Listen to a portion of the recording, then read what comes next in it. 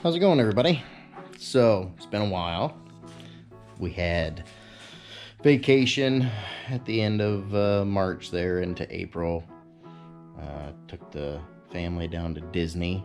It was a pretty decent vacation overall. Had some hiccups in it. If anybody heard about a hotel closing in Florida, we were there. That's a whole nother story. So, I thought I had more video of me doing this box. Apparently I do not. But right now we are primed. And everything's starting to come together really fast now. I primed it over the weekend. I've been sick on and off for the last couple weeks, so it's been real slow. Whole family's been sick. 2 people in the house have strep, stuff like that. I think I had food poisoning earlier this week. So, it's been a slow process overall, but here we are. It is primed. Like I said before, it's getting some undercoating on it. So it's not going to get any body work. This is the undercoating that I'm going to use is the Evercoat. I use this on a truck, multiple trucks that I'm helping a guy redo. So I'm pretty impressed with that stuff. It dries pretty well, and it is paintable. It is a rubberized undercoating, but it doesn't feel soft after it's on. It actually feels like it hardens up a little. Not really hardens up, but dries solid. So that should work out really well. It is abrasion resistant and all that stuff, so withstands abrasion, chipping, and weathering. Odorless after drying, flexible strength, textured finish. So that stuff works out really well. So that's what it's going to get coated with. As you can see, there's a bunch of little potholes in the finish. Not too worried about that. It's not gonna be perfect. Like I said, I'm not doing any body work to it. All of these little flaws that you see in here, you're not gonna see that when the undercoating's on.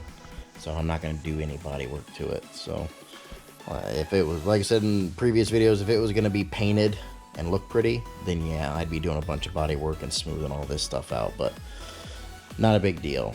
So I primed it over the weekend, and then tonight I went through and I painted the inside of the box that the amp is going to sit in, because there's going to be plexiglass over the top of this. And then I just went around the inside of the speaker rings and the other rings here, just so I don't have to fill that with undercoating to make it look black inside there. I also have 1/8 inch thick hard foam, so it's not going to absorb water. And that's going to go around each speaker, mainly for water and moisture not to get in there, but also so there's no rattling of the speaker on the wood. Everything else is coming together nicely. I got everything cut out. It was obviously a pain in the ass cutting this stuff out, because I came in and I stapled inside here. So I had to come through and pull all these staples out of all these holes and cut out around here. And then I took my die grinder with a 60 grit mini flap wheel. Let's see if I can find that. Oh yeah, here it is. So these little mini flap wheels, they work great for this type of stuff. Really smooth out these edges real fast. In hindsight, on the next one, I'm going to get my main shape with the fleece and put one layer of glass down, and then I'm going to cut these out. And then I'll cut them out after each layer, or however much I put on it. That way, it's not super thick fiberglass I'm having to cut through and smooth out for these speakers. So learning lesson, this is my real first time doing any fiberglass on a scale like this.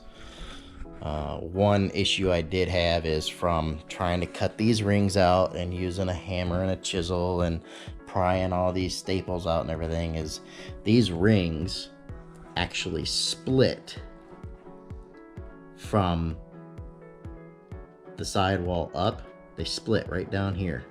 It didn't split from the fiberglass. The fiberglass is still attached to the wood, but the ring separated from this other section of ring. So I had to go through on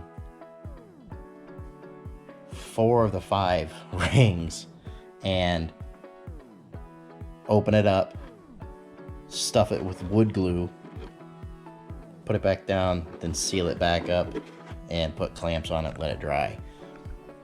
Another learning lesson. So this section I think turned out pretty good. It's not a perfect shape. If you look down the side here, you can see that it does kind of sag in the middle here, but it's got plenty of room to go around the cage, so that's what I was mainly worried about. I'm also going to be using that foam to sit on top of the cage so that the wood will not be sitting directly on the metal. There will be a seal there for vibration, and so we don't get anything digging into the wood when it's sitting up there riding. Granted, it's going to be bolted down really good, but still, that added insurance.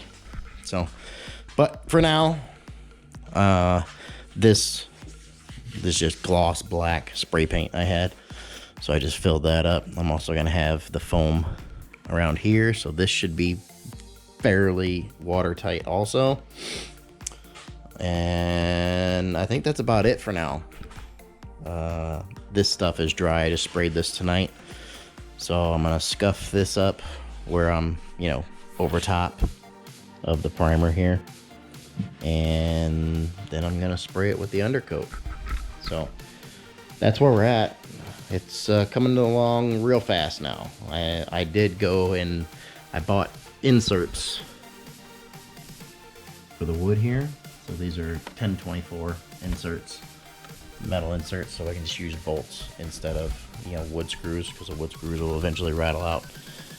So I've got 8 in the sub, and then I put 2 in each one of these speakers. If I have an issue with these speakers coming loose, I can always come back in here and add more of these inserts and put bolts in it. I don't foresee a problem with it, but this is just MDF in here, so we'll have to wait and see how it goes. If I have a speaker fall out, then we have a speaker fall out and I'll change it. So that's where we're at. Hopefully this section will be done this weekend. That's what I'm hoping for. And then I can start on the back section. The back section should go a lot faster, because I did this front section. Now I've learned some things about how I need to do things, so it should go pretty quick. Other than that, stay tuned. I'll start showing you guys the build on the rear section. I'll show you this after I'm done with it. And oh, by the way, look what else I got. Aluminum 5x10 sheet. So I'll have one single piece for the roof, and I got a buddy with a brake, so hopefully he can bend this stuff the way I want it. And with the front of it here, it's going to come across the front. Light bar is going to be sitting up front on the front tube, right in this little section of the windshield, so it should sit in there really nice. And then when the roof come across, this is only 30 inches wide, so for the 30 inches of the light bar, it's going to come way out over the light bar and then down in front of the light bar. But on each side of the light bar, it's going to come down right here in front of the windshield, and then it'll have a lip on it like a little gutter. And then I'll have enough left over that I can actually fill in the sections here with a piece, and then have it pigged in there. No big deal. That'll add the strength and rigidity there. On the back side, I'm not real certain how I'm gonna do this, because obviously the roof comes down, or you know, the cage comes down like this, but then you've got this bar that sticks out. So what I'd like to have happen is the roof come back and then kind of sit here-ish with the little gutter. So we'll just have to wait and see how that works out. Once I get it up there and get it positioned where I want it, then we'll worry about all that. But as for now, that's where we're at. I've got another mess again that I gotta clean up. This place is a disaster again. Just way too many things going on at once. So we're gonna cut this one off. Hope you guys enjoyed it. Probably talked too much, but try and explain everything on the fly. It's been a long day, so other than that, I think we're good. So like, comment, subscribe, and if you got any questions, any points, let me know. Talk to you later.